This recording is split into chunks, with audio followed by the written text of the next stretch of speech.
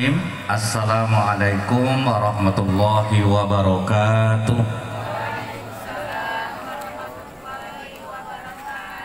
Innal hamdalillah nahmaduhu wa nasta'inu wa nastaghfiruh wa na'udzu billahi min shururi anfusina wa min sayyiati a'malina. May yahdihillahu fala mudhillalah wa may yudlil fala hadiyalah. Asyhadu an la ilaha illallah wahdahu la syarikalah wa ashhadu anna Muhammadan abduhu wa rasuluh. Allahumma salli wa sallim wa barik ala hadzal nabiyil karim wa ala alihi wa sahbihi ajmain. Yang saya hormati Bapak Ketua Panitia Bapak Haji Riyadi beserta pengurus, yang saya hormati dan yang saya muliakan tokoh masyarakat kita Bapak Komarudin, yang saya hormati alim ulama, tokoh masyarakat, cerdik pandai, Bapak Ibu, orang-orang tua kami, hadirin hadirat, Bapak Ibu dan anak-anak kami yang semoga kita semua senantiasa dirahmati oleh Allah. Selalu kita membuka dengan kalimat syukur kepada Allah, alhamdulillahirabbil alamin. Di tengah kesibukan Bapak Ibu semua meringankan langkah hadir di majelis ilmu ini, semoga apa-apa yang Bapak Ibu lakukan ini dibalas Allah dengan pahala yang berlipat ganda. Bersolawat kita kepada Rasulullah Sallallahu Alaihi Wasallam dengan ucapan Allahumma sholli ala Muhammad wa ala alihi washabihi wasallim. Semoga dengan diringankan lisan kita ini bersolawat, kita mendapatkan syafaat di yaumil akhir kelak. Dalam sebuah riwayat Bapak Ibu, pernah diceritakan Ali pulang ke rumah tanpa membawa uang. Ditanyanyalah kepada Fatimah, wahai Fatimah, adakah yang bisa kita makan siang ini? Kata Fatimah, maaf Ali, tidak ada yang bisa kita makan siang ini. Tapi aku ada uang yang hanya cukup untuk makan anak kita Hasan dan Husain. Hasil dariku memintal bulu domba. Nah, dari sini kita tahu, Bu, perempuan ini tidak terlarang bekerja dalam Islam. Fatimah kerja, terus dia kasih duitnya untuk makan anaknya kepada Ali. Makanya dalam Islam ini seafdol sedekah istri adalah kepada suaminya. Itulah sedekah paling afdol itu, Bu. Tapi tengok juga suami ibu seperti apa. Kalau suami ibu soleh, tidak apa ibu bantu. Tapi kadang ada laki-laki ini, Pak, perempuan ini dari tulang rusuk dijadikannya tulang punggung, Bu. Mentang-mentang dia dengar ceramah malam nih, Pak, disampaikannya istri ya, dengar ceramah Ustadz tadi seafdol sedekah istri kepada suaminya. Jadi adiknya minta-minta sama abang, nak, adik aja kerja kasih abang makan. Nah, itu salahnya dia, Pak.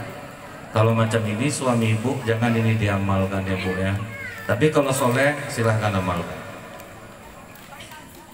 Kemudian uang dalam Islam ini lagi ada lagi nih, Pak. Kalau untuk laki-laki, uang laki-laki 100% milik istri. Uang istri 100% milik istri. Nah, itu, Pak.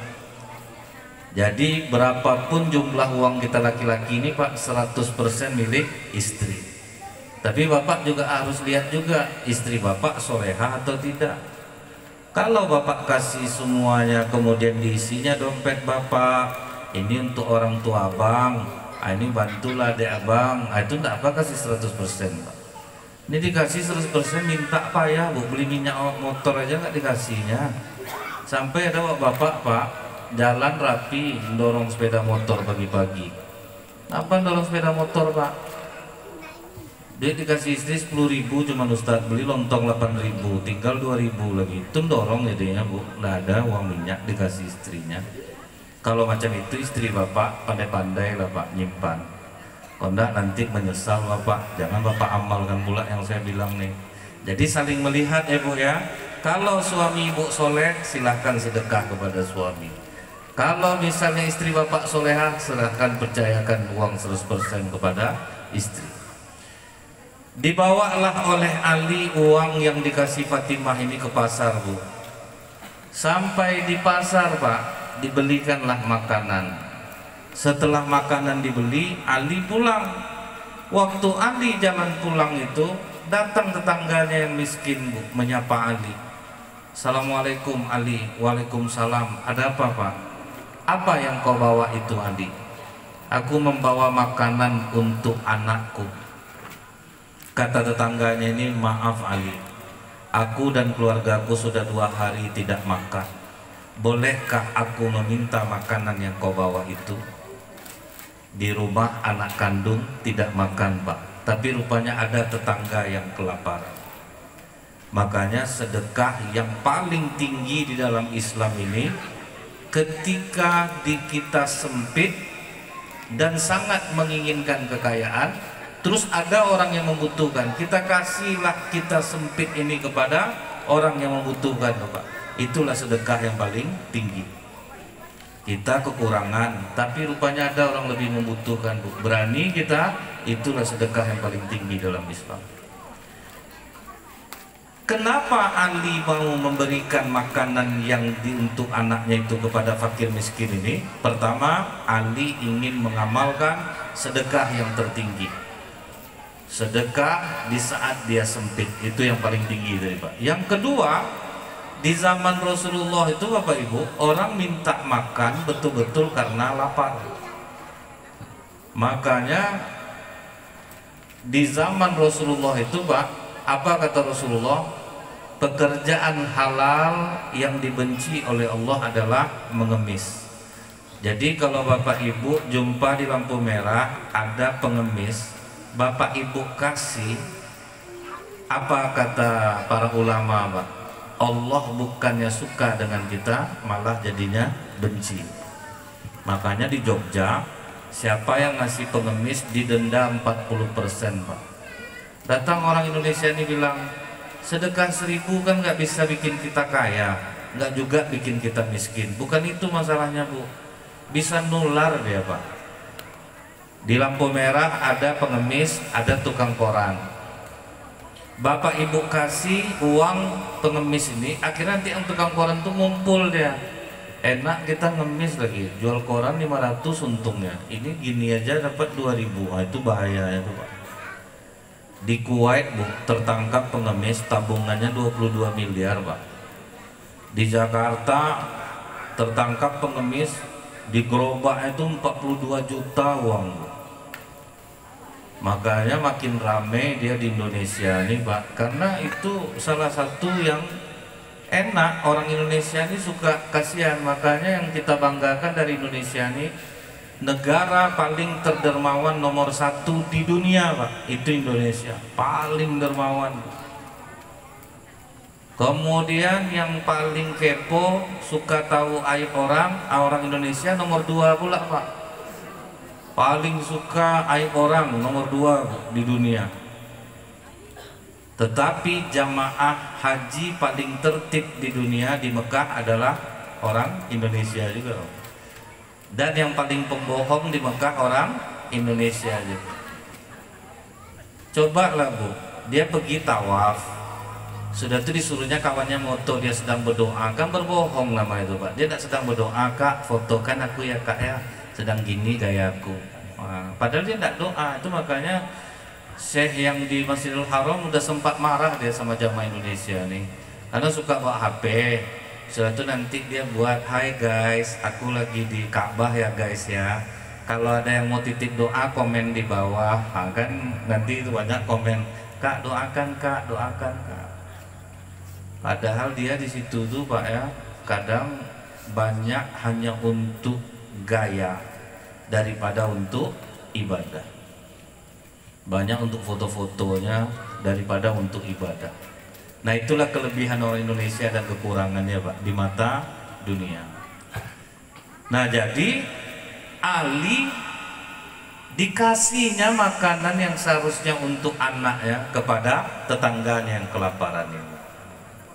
Ini amalan yang paling tinggi, dan kalau siapapun yang berani melakukan ini, keajaibannya pasti akan sama, Pak. Pasti akan sama keajaibannya. Nanti kita akan sampai ke keajaiban yang dirasakan oleh Ali bin Abi Thalib. Nah, sekarang, Bu, ya, pertanyaannya itu, Rasulullah menyuruh kita ini sedekah yang paling utama untuk kita umat Islam ini kepada siapa, Bu? Karib kerabat, saudara kandung yang didahulukan. Apa kata Rasulullah? Sedekah kita kepada saudara kandung pahalanya dua, pahala sedekah, pahala kasih sayang. Ini kadang orang nyumbang ke masjid berjuta-juta sama tetangga baik, adiknya susah tidak ditolong, tidak ada nilainya di sisi Allah. Dan yang mengamalkan ini cuma satu, Pak, orang Cina, Pak, yang di luar, yang ngerti tentang Islam. Orang Islam banyak yang mengamalkan ini, tapi di luar Islam yang mengamalkan hadis Rasulullah ini adalah orang Cina. Orang Cina itu kenapa ekonominya bagus? Dia sekarang ini, Bu, ya, agama terbesar di dunia Kristen, nomor 2 Islam, nomor 3 Buddha, nomor 4 Hindu, nomor 5 masuklah ada Konghucu apa segala macam. Tapi ekonomi yang terkuat di dunia yang pertama Yahudi, nomor 2 Kristen, nomor 3 Buddha, nomor 4 orang Islam. Kenapa orang Islam jatuh betul? Karena umat Islam tidak mau mengamalkan sedekah yang paling afdol itu kepada saudara kandung. Orang Cina, Pak, membantu saudara itu sampai 3 kali, Bu, baru dilepas.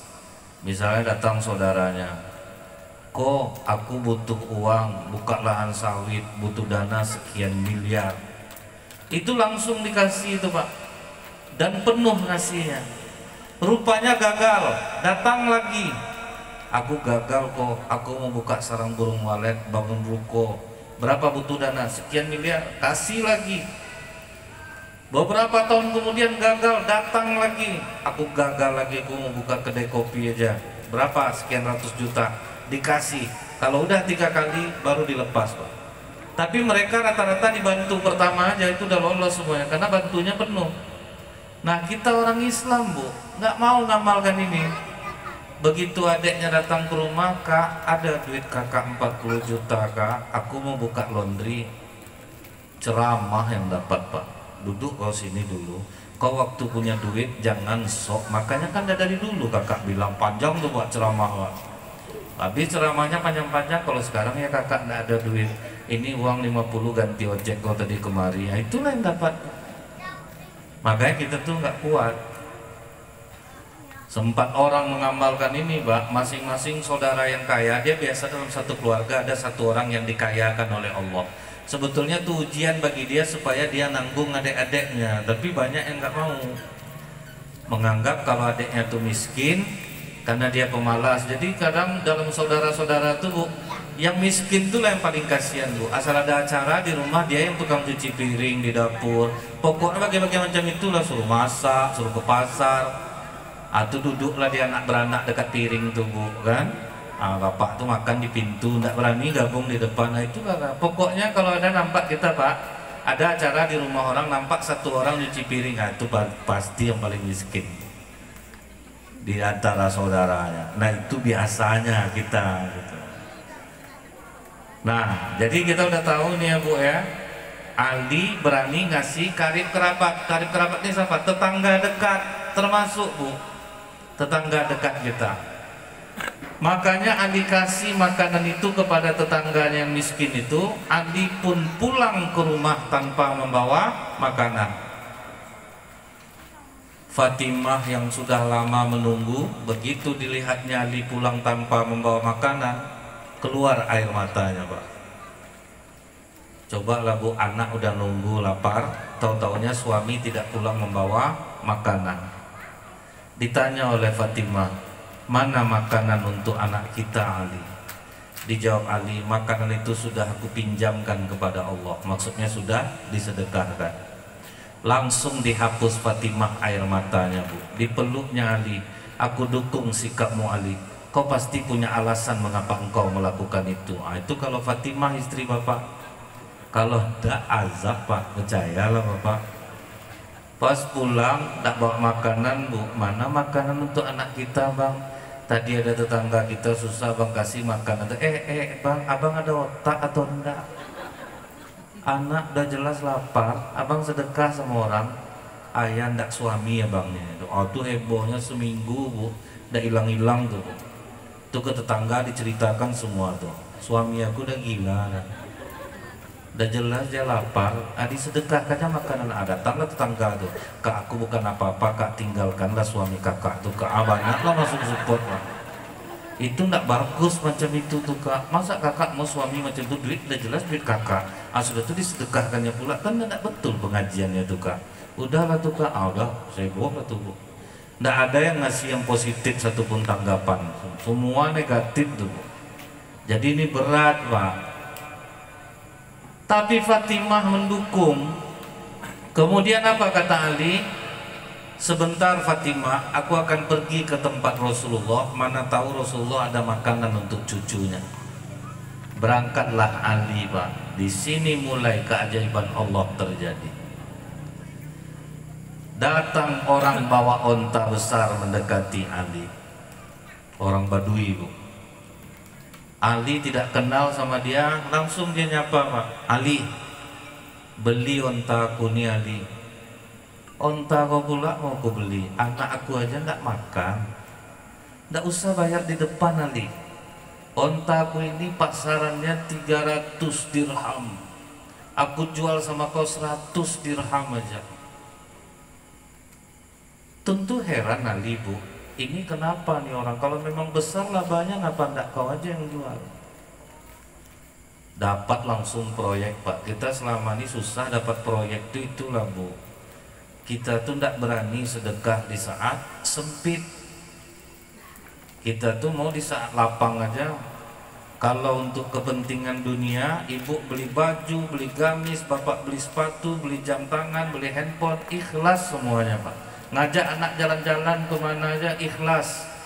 Tapi salah masuk kotak infak di masjid bu, lama menungnya bu. Rencana mau ngisi 5.000 pak, termasuk 50 tuh lama dipandangnya kotak tuh pak. Saya ingat dulu bu, ada anak SMP bulan puasa, pas kotak infak lewat, dia buru-buru pak, ngambil dari dompet belakang, dimasukkannya 10.000. Pas kotak di jalan, datang bapak di belakangnya, dek dikasihnya anak tuh duit 100. Kata anak SMP ini, hebat bapak nih, bentuknya susah tapi sedekahnya 100.000 pak. Dimasukkan anak SMP ini 100.000 tuh ke dalam. Pas kotak tuh jalan, datang bapak di belakang nih, hebat adek dek ya, masih kecil sedekahnya udah banyak. Bapak yang banyak pak, saya tadi 10.000, bapak 100. Duit 100 tadi itu duit kau jatuh dari belakang. Nangis dia pak, paksa buka kotak tuh balik. Jadi kita tuh banyak seperti itu. Kalau untuk belanja duniawi kita ikhlas, tapi kalau untuk sedekah itu kita mikir, itulah ujian dari Allah itu pak. Karena memang iblis bu ya, di zaman Nabi Musa alaihissalam pernah bertobat kepada Allah. Apa kata iblis ini kepada Nabi Musa? Wahai Musa, mohonkan kepada Allah, aku ingin bertobat. Senang hati Nabi Musa, disampaikanlah ke Allah pak. Ya Allah, karena di antara Nabi dan Rasul yang tanpa melalui malaikat Jibril menerima wahyu hanya Nabi Musa alaihissalam. Allah langsung bercakap-cakap dengan Nabi Musa, walaupun Nabi Musa tidak langsung bertemu dengan Allah. Ya Allah, iblis ingin bertobat. Kata Allah, mudah saja Musa, kalau iblis mau bertobat, suruh dia sujud di makam Nabi Adam. Disampaikanlah oleh Nabi Musa, iblis, tobat kau bisa diterima, tapi syaratnya satu, kau sujud di makam Nabi Adam. Mendengar itu naik kesombongan iblis pak. Kalau itu syaratnya Musa minta maaf lah bu, tidak akan mau bu. Sedangkan hidup aja dia tidak mau ku sujud sama dia. Itu udah mati dia pula sujud di kuburannya, tidak mau bu. Tapi aku berterima kasih sama kau Musa, aku akan balas jasa. Ingat aku dalam 3 hal, karena aku dalam 3 hal ini sangat kuat dan sulit untuk dikalahkan. Yang pertama, kalau kau sedang marah, aku berada di mata dan aliran darahmu. Makanya ketika kita marah tuh muka berubah, mata lain, dia jalan di aliran darah. Sedangnya aku menggoda orang marah, kata iblis, sama dengan anak kecil memainkan bola. Ibu sesolehah apapun Bu, kalau sudah marah hancur kita Bu. Membangunkan anak pagi, dedek bangun sayang mau sekolah. Dah lama sudah tuh dia masih juga Bu. Dibangunkan lagi, dedek dengar nggak? Mama udah dari tadi bangunin. Adek kan mau sekolah, nggak juga mau bangun. Akil mulai emosi, dedek bangun nggak? Ini anak sama aja sama papanya, kena lah bapak. Itu ngamuk lah bapak, dalam ngapa lah papa dibawa-bawa? Kan anak papa nih, kan keturunan papa nih.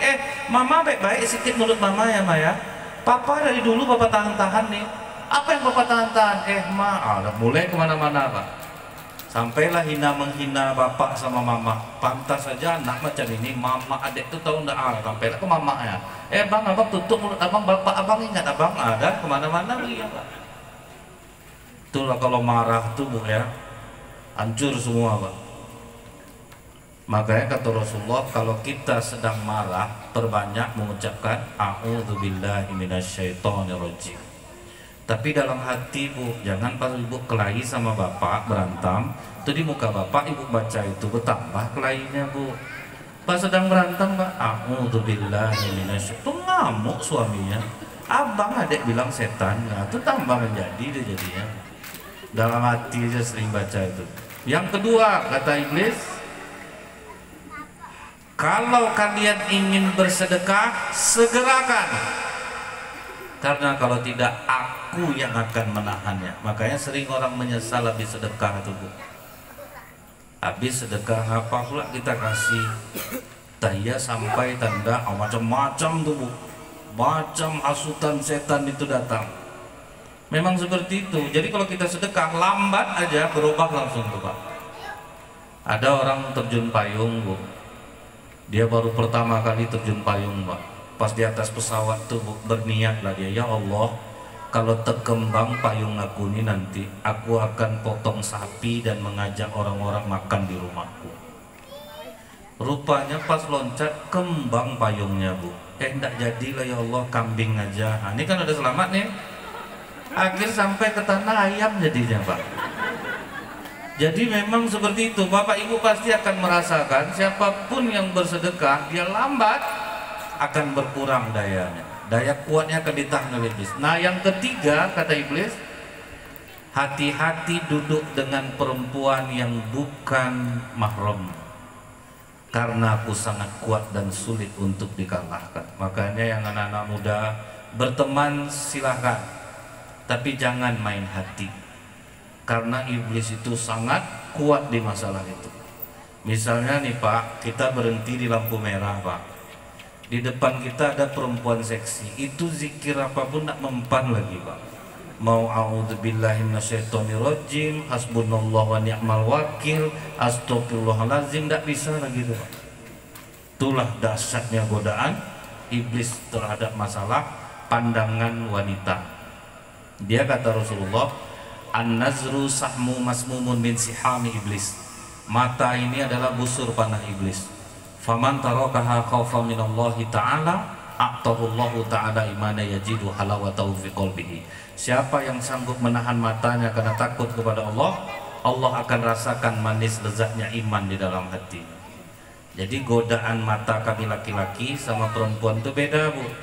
Godaan kita mata laki-laki ini Pak, setaat apapun tetap mandang wanita berselera Pak. Mau setaat apapun, walaupun pakai istighfar, kadang mau mandang juga Pak. Astagfirullahaladzim, tengoklah pakaian anak, padahal mau lihat Bu, cuma pura-pura pakai istighfar aja. Itu dua dosanya Pak. Udah bawa-bawa nama Allah, nengok lagi gitu Bu. Saya pernah di lampu merah, mobil saya di belakang, ada suami istri boncengan. Nah di sebelah suami istri ini ada guru senam aerobik Bu, sama berhenti juga menengok bapak tuh gini Pak, dicubit sama istrinya Bu. Mentel abangnya, orang selama ini itu aja Bang tengok, salah paham adek tuh abang nengok kantor gubernurnya berubah-ubah warna catnya, mana pula berubah-ubah warna cat kantor gubernur. Tapi memang itulah Pak bahayanya. Nah jadi kita kembali lagi, begitu Ali ini melaksanakan sedekah tidak ragu-ragu, dapat langsung proyek jual onta, Namun Ali curiga, kalau memang besar labanya, kenapa tidak kamu yang jual? Kata orang Baduy ini, kami orang Baduy ini kasar-kasar Ali. Kami tidak bisa ramah sama orang.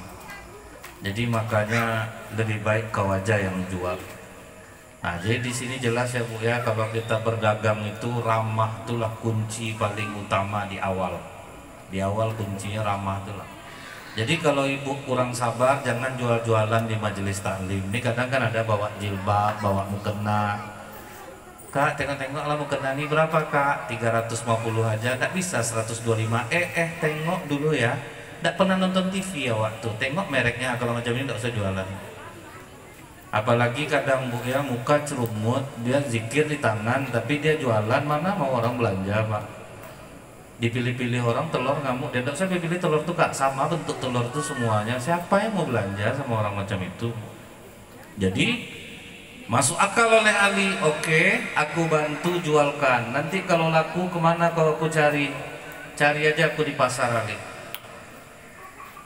Modalnya jadi 100 dirham, penjualan 300 dirham. Begitu Ali mau membawa onta ini pulang ke rumah, tiba-tiba datang orang pakai jubah bagus, ditanyanya langsung, Mbak, Ali mau dijual ontanya. Itulah kecepatannya Pak. Cepat Allah menolong Bu. Mau kau jual onta kau Ali? Kalau cocok rasanya nanti ku jual. Berapa kau jual Ali? Aku jual 300 dirham. Boleh aku periksa Ali? Oh boleh Pak, silakan. Diperiksanya, habis dia periksa, Bu, maaf Ali, ini onta bagus, boleh nggak aku beli 500 dirham? Di mana ada orang nawar macam ini? Ditawarkan 300, dia mau beli 500. Kita selama ini mau jual apa aja sulit Bu. Jual mobil berbulan-bulan nggak laku-laku, jual tanah nggak laku-laku, karena kita tuh berat di awal. Tapi kalau untuk beli apa-apa di depan bisa Pak, ngambil rumah DP di depan, rumahnya belum ada, berani kita. Ngambil sepeda motor DP, masuk motor belum datang lagi, berani kita. Tapi untuk Allah terus terakhir, besok lah kalau terjual tanah ini nanti kita sedekah sedikit ke masjid, nunggu laku Pak baru jual. Gimana hidup kita tuh mau tenang, gimana sholat kita mau nikmat jadinya. Nah, ini tawarkan 300, dia mau beli 500, kata Ali aku jual 300 saja, itu pun aku sudah dapat laba. Saya ingat Pak ya, saya merasa saya itu sudah banyak sedekah, merasa tapi Pak, masih merasa. Tapi waktu saya mau jual mobil, lama lakunya Pak. Udah saya iklankan di OLX, yang nelfon tukang pakang aja Pak, nggak ada pembeli. Akhirnya tidak jadi. Udah 2 bulan tidak juga, saya titip ke showroom kawan saya Bu. Malah aki saya bertukar jadinya Pak. Aki baru jadi aki soa. Di situ saya merenung Bu, berarti sedekah saya belum maksimal. Akhirnya Pak, 10% dari harga mobil itu saya sedekahkan. Di situ ajaibnya Pak, begitu sedang duduk makan masuk WA orang, tolong share lokasi Bang, saya cocok dengan harga segitu. Awalnya saya nyangka penipu loh Pak, nggak saya jawab Bu. Nggak lama setelah itu dia WA balik, kok belum dikirim lokasinya? Oh berarti ini serius nih. Saya kirim lokasi, saya sampai rumah dia sampai Bu. Nggak lama-lama Pak, cuman 5 menit buat kwitansi mobil saya pun nggak diperiksa di bawahnya Bu. Disitulah kadang kita berpikir Bu ya, kita tuh nganggap kita tuh udah maksimal sedekah Pak, tapi mungkin bagi Allah belum, kita aja yang tidak merasa. Nah jadi dijual Ali akhirnya berapa Bu? 300 dirham. Halal Ali? Halal. Disimpan yang 100 dirham, 200 dirham labanya pergi ke pasar, beli makanan, beli semua perlengkapan masak, apa cukup. Banyak sisa uang, orang yang menjual onta pun tidak ketemu Pak di pasar, maka disimpan Ali aja duit itu. Begitu Ali pulang ke rumah, banyak bawa uang, banyak bawa makanan, Fatimah pun tersenyum. Kalau untuk yang kedua nih Pak, seluruh istri di dunia Pak, asal banyak kita bawa duit pulang, senyum lah dia. Dan itu memang wajar Bu. Ada istri dari siang nelpon suaminya, Nggak diangkat-angkat sama suaminya Bu. Sampai jam 2 malam. Pulang suami ngamuk dia Pak. Kurang ngajar abang ya, sedikit pun nggak abang hargai aku. Dari jam 2 aku telepon nggak abang angkat-angkat. Siapa betul yang abang telepon? WA, checklist, video call aku ditolak-tolak. Suami macam apa kamu nih? Kamu nih memang nggak bertanggung jawab, nggak malu kamu sama anak kamu sebesar.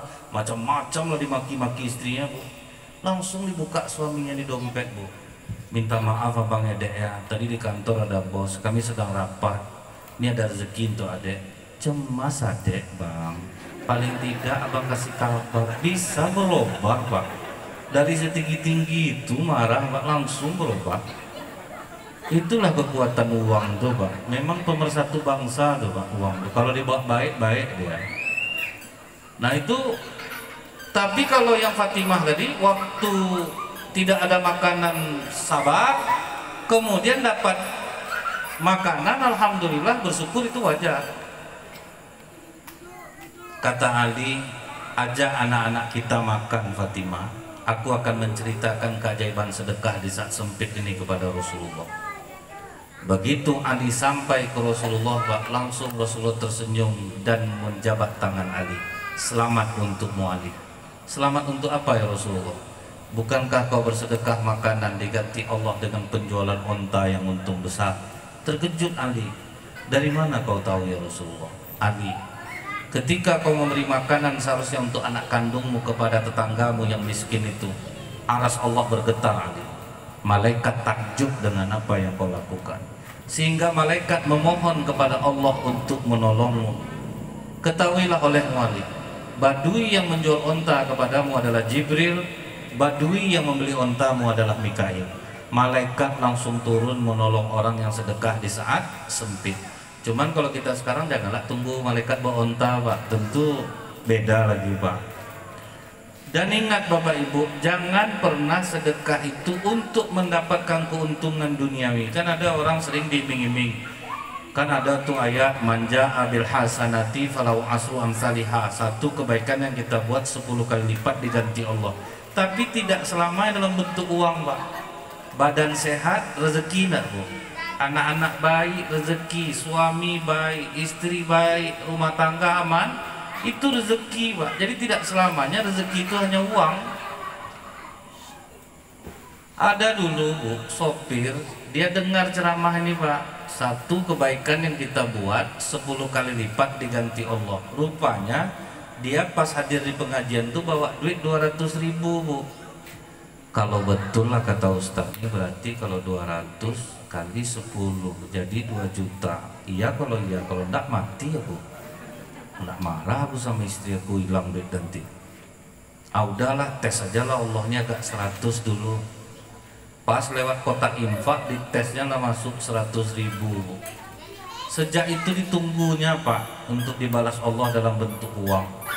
Udah 4 hari Bu, enggak ada diganti Allah. Pas dia sholat zuhur Pak, berdoa lah dia ke Allah, ya Allah, nggak usahlah ganti 10 kali lipat lagi, modal aku tuh aja lah tolong pulangkan. Itu doanya jadinya Pak. Justru bertambah kerjanya dari perusahaan, bukan duit dapat, disuruh bawa pimpinan keluar kota, tambah sakit hati dia Bu.